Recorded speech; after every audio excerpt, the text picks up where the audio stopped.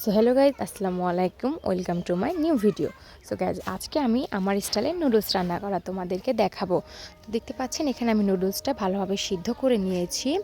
এখানে নুডলসটা সিদ্ধ করার পরে আমি এখানে পেঁয়াজ, মরিচ, ধনিয়া পাতা কেটে নিয়েছি। ছোট ছোট করে ধনিয়া পাতাটা কাটতে হবে। এরপরে দুইটা নুডলসের মশলা আমি সাইডে রেখে দিলাম। ফার্স্টে আমি এখন এখানে ফ্রাই প্যানে সাদা তেল দিয়ে দিলাম। সাদা তেলটা নুডলসের মতো একটু বেশি দিলেই টেস্টটা ভালো হয়। তো তারপরে তেলটা গরম হওয়ার পরে এখানে মরিচ এবং পেঁয়াজ বাটাটা আমি দিয়ে দিলাম। দেওয়ার পরেই এটা ভালোভাবে নাড়াচাড়া করতে হবে। এটা পেঁয়াজটা একটু বেশি দিলে নুডলসটা একটু স্বাদ বেশি হয়। তো এখানে ভালোভাবে আমি নাড়াচাড়া করার পরেই স্বাদ মতন লবণ দিয়ে দিব। তো আমি এখানে একটু লালচে হওয়ার পরে জাস্ট একটু টেস্ট অনুযায়ী লবণটা দিয়ে দিলাম।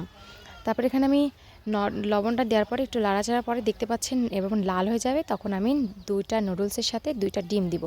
তো দুইটা ডিম এখানে দেওয়ার পরে এটা ভালোভাবে নাড়াচাড়া করে দেন যখন দেখতে পারবেন এবং লালচে হয়ে গেছে, ধনির পাতা দিতে হবে। ধনির পাতাটা দেওয়ার পর একটু ভালোভাবে নাড়াচাড়া করতে হবে। এটা নাড়াচাড়া করার পরে নুডলসের যে দুইটা মশলা ছিল আমি দুইটাই দিয়ে দিব। নুডলসের মশলাটা দিলে নুডলসের একটু টেস্ট এবং স্বাদ দুইটাই ভালো হবে। তো আমি এখানে নুডলস দুইটার মশলা দিয়ে দিয়েছি। এবার নাড়াচাড়া করার পরে তারপরে আমি দিয়ে দিব এখন ভালোভাবে এটা নাড়াচাড়া করার পরে দেখতে পাচ্ছেন আমি যেখানে নুডলসটা সিদ্ধ করে দিয়েছিলাম, এখন নুডলস দিলেই হয়ে যাবে আমার স্টাইলে নুডলস রান্না করা।